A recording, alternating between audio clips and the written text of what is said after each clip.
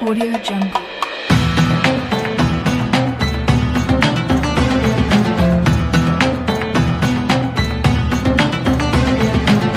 Audio Jungle.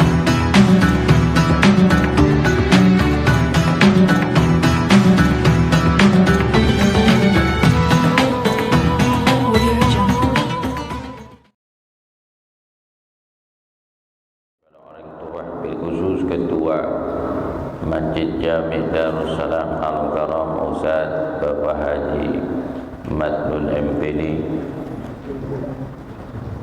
koordinator kuliah subuh Sabtu pagi Al-Karam Ustaz Bapak Haji Hambali bin Haji Mu'min. Alhamdulillah wa syukurillah, kita bersyukur kepada Allah Subhanahu wa taala. Mudah-mudahan semua yang hadir di sini dan jamaah yang di rumah dan para donatur yang telah memberikan sebagian hartanya di dalam kegiatan rutin di Masjid Jami' Darussalam, mudah-mudahan Allah Ta'ala panjangkan umurnya, Allah luaskan rezekinya, Allah sempurnakan kesehatannya, Allah mudahkan urusan dunia dan urusan akhiratnya. Mudah-mudahan para arwah orang-orang tua kita, sanak saudara kita yang sudah meninggal dunia, bil khusus Ananda Ahmad Gifari bin Haji Oslan yang hari ini hari yang ke-1 wafatnya beliau.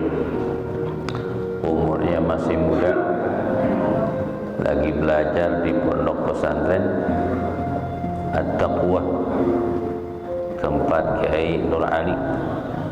Orangnya cerdas, pinter, tapi umurnya sangat singkat.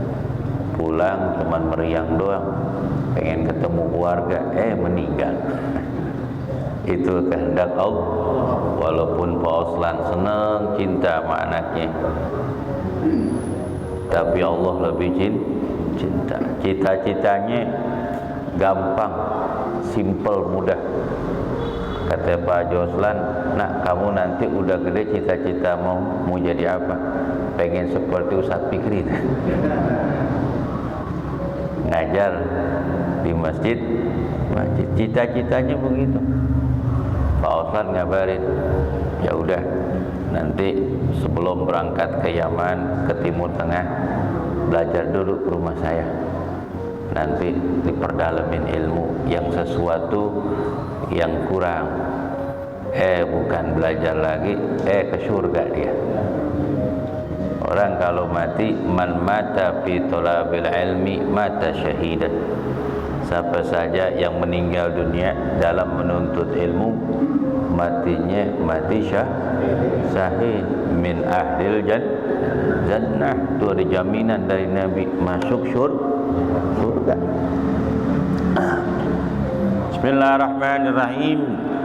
Qala musannif rahimallahu ta'ala wa nafa'ana fi ulumi fid daraini illa annahu qala an Anasin radhiyallahu anhu qala Rasulullah sallallahu alaihi wasallam inna Allaha la yarda 'anil 'abdi ay ya'kula aklatan fayahmadahu 'alaiha aw yashraba syurbatan fayahmadu 'alaiha, rawahu Muslim. Dari hadis Abi Hurairah, dari hadis Anas bin Malik radhiyallahu taala anhu, bahwasanya Rasulullah sallallahu alaihi wasallam Nabi bersabda, innallaha la yarda 'anil 'abdi, sungguhnya Allah redha dari seorang hamba, ayakula aklatan, ia memakan makanan kemudian dia bersyukur kepada Allah, ataupun ia minum dengan minuman yang dia minum kemudian dia memuji akan Allah Subhanahu wa taala atas nikmat yang telah Allah berikan kepada dia. Ini termasuk bab memperbanyak ibadah di akhir-akhir usia. Biasanya kan kalau anak muda kalau minum, kalau makan dalam keadaan lapar dan keadaan haus, kadang-kadang lupa baca bismillah. lupa untuk membaca alhamdulillah atas nikmat yang Allah berikan kepada dia. Ketika dia mengetahui dan memahami apa yang dianjurkan dan disunnahkan oleh baginda Nabi SAW untuk membaca bismillah dan membaca alhamdulillah di akhir dari makanan dan minuman yang dia makan dan dia ungkapan rasa syukur kepada Allah Subhanahu wa taala atas nikmat anugerah yang Allah berikan kepada kita. Alhamdulillah.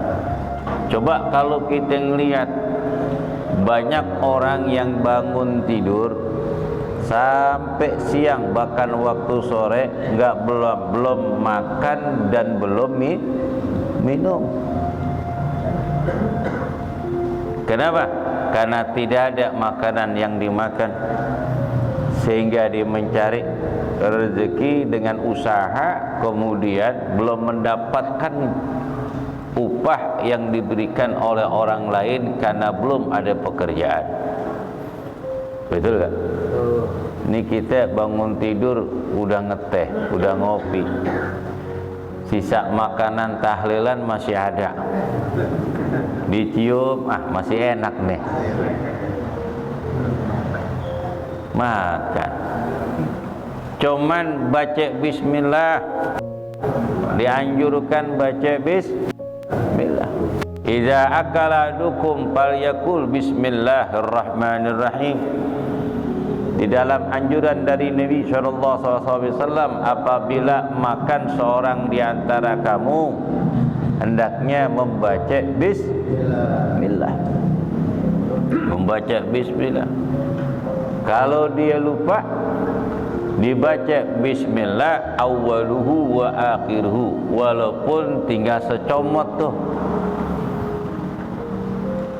tinggal sesendok nasi yang kita makan kita lupa, baca bismillah awwaluhu wa akhiruhu, supaya makanan yang kita makan, minuman yang kita minum akan mengandung keberkahan dengan baca bismillah dan ucapan alhamdulillah, bisa menggairahkan kita di dalam berbuat kebaikan dan memperbanyak ibadah.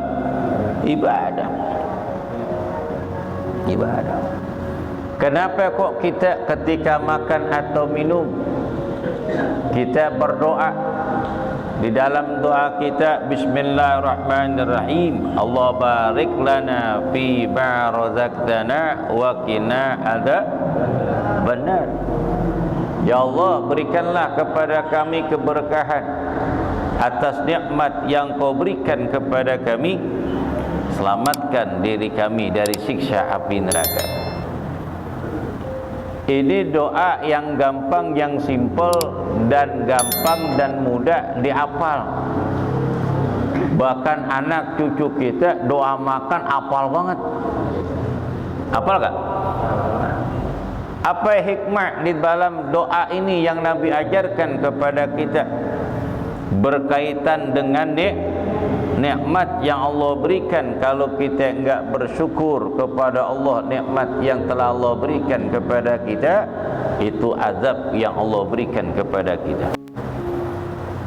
La in syakartum la zidannakum wa la in kafartum inna azabi lasyadid.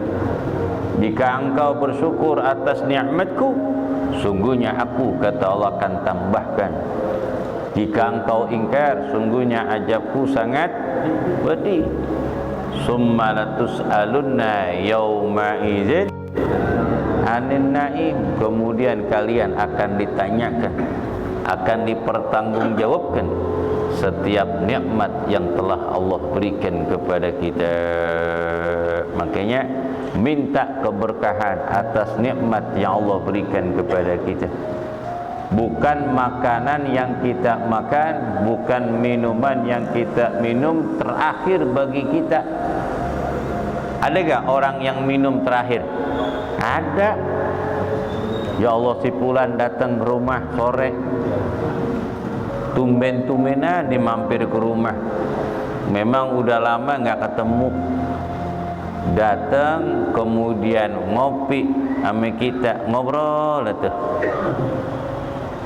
Habis ngobrol dia pulang, saya ajak makan ogah. Dia ngomong, "Ji, maafin gue ya, gue banyak salam ya lu." Sama-sama. Pas pulang dikabarin, nyampe rumah istirahat, tahu meninggal. Ada gak? Banyak. Apa kata kita? Ngebekasin banget itu orang.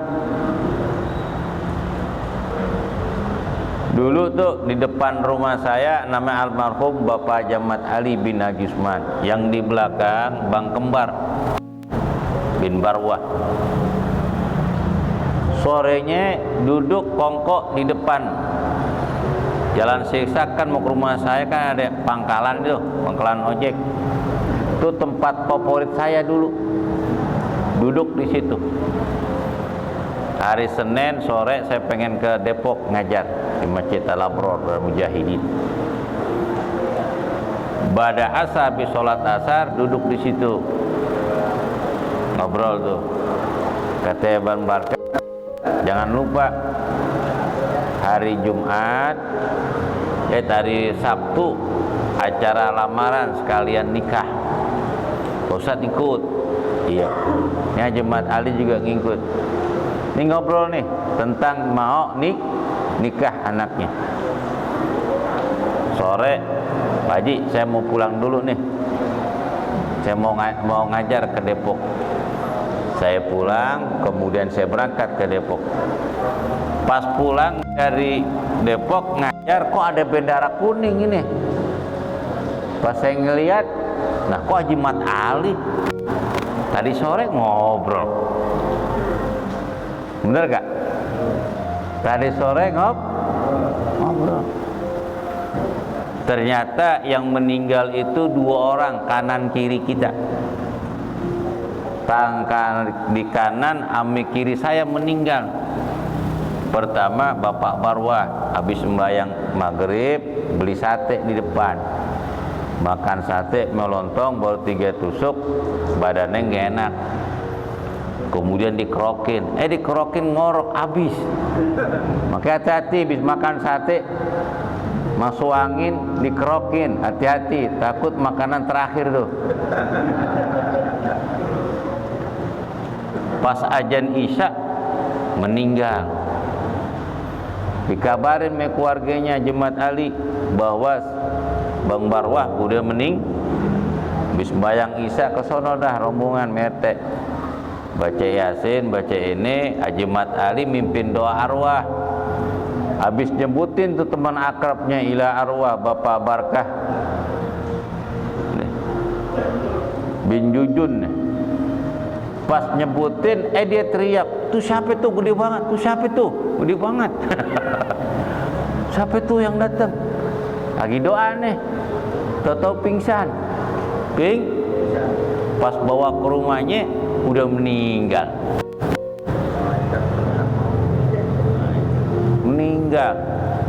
Jam 9 saya kok bendera ada 2 nih. Pengen lihat, nah Haji Mat Ali yang selalu bareng.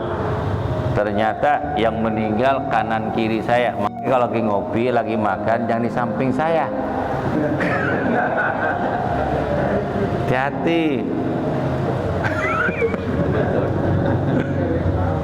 Kalau makan mah di depan saya aja, jangan di samping. Hati-hati. Pengalaman saya nih. Ini kan cerita pengalaman ya gak? Tuh yang namanya ajal kita nggak tahu. Kelihatannya sehat, seger, bener gak? Itu tahu ajal. Kita bisa berencana, tapi Allah yang menentukan. Masya Allah. Makanya kita bersyukur kepada Allah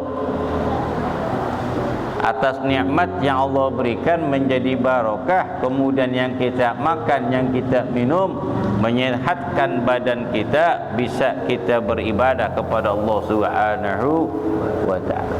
Selamatkan kami dari siksa api neraka. Kalau kita lupa akan nikmat yang Allah berikan kepada kita, akhirnya kita melupa. lupa sembahyang, lupa ngaji, nyari rezeki, lupa sholat, lupa ibadah, dan lupa bersyukur. Banyak. Kalau dia kerja kemudian jadi orang kaya, rumahnya gede, duitnya banyak, mobilnya bagus, karirnya bagus, kalau nggak ibadah, enak juga ngerasain hidup di dunia seneng, tapi celaka di akhirat. Lebih baik dia bersyukur kepada Allah dan memperbanyak ibadah. Di dunia dia menjadi orang yang berkah, yang bahagia, di akhirat masuk surga. Yang kasihan lagi, udah di dunia susah, bini minggat, anak segen ngurusin, tinggal ngontrak, coran, yang punya kontrakan naikin mulu, utang banyak. Itu namanya kebelangsak. Ibadah kagak, sembahyang kagak, zikir kagak, kelayaban mulu. Betul gak? Itu namanya orang celaka di akhir umurnya, bukan untuk mempersiapkan dirinya bekal kematian di dalam memperbanyak ibadah, tapi menjadi orang yang goflah, orang yang lalai, rugi dia. Ada lagi nyari rezeki sebelum subuh, udah nyari rezeki sampai sore, dapatnya cuman sedikit, sembahyang juga kagak. Apalagi itu bocah-bocah sekarang pakai topeng. Ada lagi apa tuh, manusia silver, bayang kagak, ngaji kagak, sampai tua susah. Kenapa? Karena lupa akan Allah. Kalau udah pakai badan yang disilperin begitu, nggak sah sholatnya, gimana wudunya? Betul? Masya Allah. Tuh, hati-hati, susah di dunia, akhirat lebih susah. Makanya paling enak kita nih, alhamdulillah, kerja udah, hari Sabtu kosongkan waktu, menjelang subuh, sebelum subuh kita udah bangun, udah sholat, tasbih, zikir, mengagungkan, membesarkan Allah Subhanahu wa ta'ala, datang ke masjid untuk ibadah. Si Pulan enak banget Pak Ustadz, ibadah mulu, ya gimana kagak enak, kontrakannya banyak,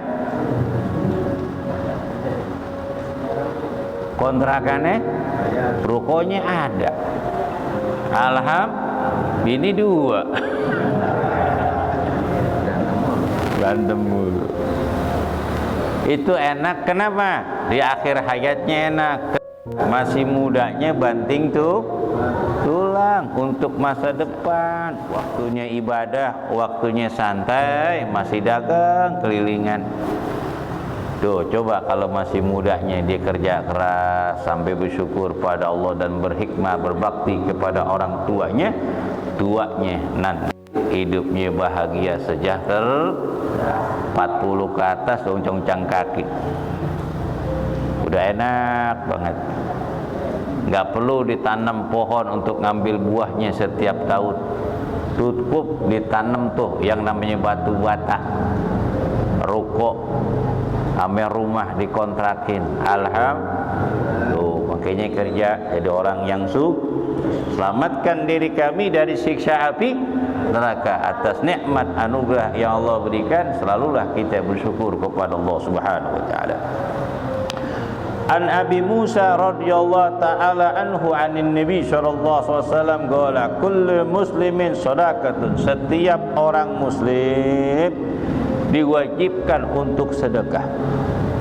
Wa qala araita illam yajid, kemudian seorang di antara sahabat bertanya, ya Rasulullah, bagaimana dia tidak mempunyai uang untuk bersedekah? Qala ya'malu biyadi fayanfa'u nafsuhu wa yatasaddaqah. Kemudian Nabi bersabda, ia bekerja dengan kedua tangannya, fayanfa'u nafsuhu, dengan pekerjaan itu, dengan karya tangannya, kemudian dia mendapatkan uang, kemudian dia bersedekah. Qala araita illam yastati, ya Rasul, bagaimana kalau dia enggak mampu untuk bekerja? Enggak mampu untuk bekerja, mungkin udah tua, udah pensiun, udah enggak bisa kerja. Qala yu'inu hajatin malhub, kata Nabi, kalau kamu enggak punya uang untuk sedekah ataupun kamu usaha bekerja dengan kedua tanganmu, kemudian Allah memberikan rezeki kepada engkau, sedekahlah atas rezeki yang Allah berikan kepada engkau. Bagaimana Rasul kalau enggak ada, enggak mampu untuk dia bekerja? Bantu orang yang mempunyai hajat, bantu. Ada motor kepleset jatuh, jangan diketawain, paranin, angkat motornya ke pinggir, bantu orang yang sedang mendapat musibah. Ini lain, orang yang disingkirin motor dibawa. Ada juga, karena orang kerumunin di dalam keadaan sakit, enggak? Orang bawa motor, itu namanya celaka 2 kali tuh orang. Bantu orang, dompetnya juga jatuh baji ya. Bantu orang. Kalau enggak ada sesuatu di jalan sekiranya mengganggu manusia, iya, angkat itu ranting ataupun dahan yang jatuh walaupun kecil, angkat, dia berhenti. Ataupun sampah jatuh dari truk ataupun dari gerobak sampah, dia tahu dari belakang, ambil, taruh tempatnya. Jangan buang sampah sembarangan. Ini kadang-kadang di pojokan banyak sampah, Mon. Tuh orang mana-mana buang. Jangan, karena mengganggu orang, akhirnya jadi sempit rezekinya. Kenapa Ustaz rezeki saya sempit? Introspeksi diri, apa yang kita lakukan? Apakah perbuatan yang tercela ataupun merugikan orang? Dari situlah bisa rezeki kita menjadi sempit. Qala araita illam yastati, bagaimana pendapat engkau ya Rasul kalau dia enggak mampu untuk bantu orang yang sedang punya hajat? Qala ya'muru bil ma'ruf awil khairi, perintahkan kepada orang lain di dalam berbuat baik. Wa tawassaw bil haqqi wa tawassaw bis sabr, saling ngingetin di dalam berbuat kebaikan dan mengingatkan di dalam kesabaran. Ingat. Qala araita in lam ya'mal, bagaimana pada engkau kalau dia tidak bisa mengerjakan? Qala yumsiku anisyar fa innaha sadaqatun, kalau enggak mampu untuk merintahkan berbuat baik kepada orang lain, maka tahanlah dirimu dari perbuatan jahat. Sungguhnya menahan diri dari perbuatan jahat itu adalah sedekah. Ditulis paha. Makanya jangan sering-sering nongkrong di depan. Kalau sering-sering nongkrong di depan, itu macam-macam tuh orang yang lewat. Nenek-nenek lewat, gerobak lewat, perempuan yang cakep juga lewat. Betul gak? Kadang-kadang lagi ngobrol sama kita, ngobrol ngalang ngidul. Ada orang lewat, kita ceritain. Itu perbuatan belum dosa mata, belum dosa lisan. Apa gimana pusat? Hiburan saya cuma di depan doang, duduk sama teman-teman ngobrol. Gak apa-apa, sambil jaga kampung kita, asalkan jangan ceritain orang. Tapi jangan sering-sering Pak nongkrong di situ, di rumah aja. Gimana pusat? Puyeng di rumah, bini ngomel mulu.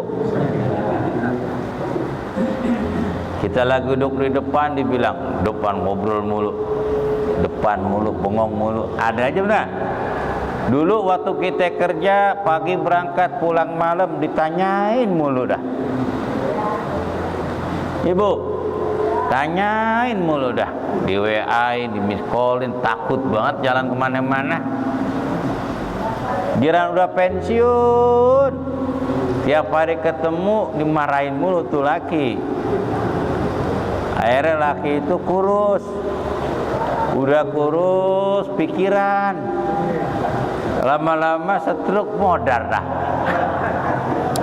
Baru ditangisin bu, sedih banget sampai 40 hari nangis mulu. Memang kalau suatu yang udah kehilangan itu baru berasa. Kalau sudah tiada baru terasa, baru berasa. Makanya bu, sayang-sayang bu melaki. Laki kan ibu cuma atu-atunya laki. Aki cuma atu-atunya. Kalau kita punya laki cuma atu-atunya itu laki kita buat kita bersyukur sama Allah. Rawat bener-bener, sayangin dengan penuh hati. Kalau malam ubun-ubunnya diciupin, baca selawat, jangan sampai ke lain hati.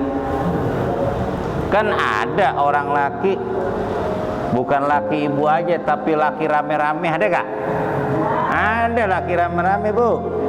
Makanya sayang-sayang bu, omelah laki bahagia dunia, bahagia sampai akhirat.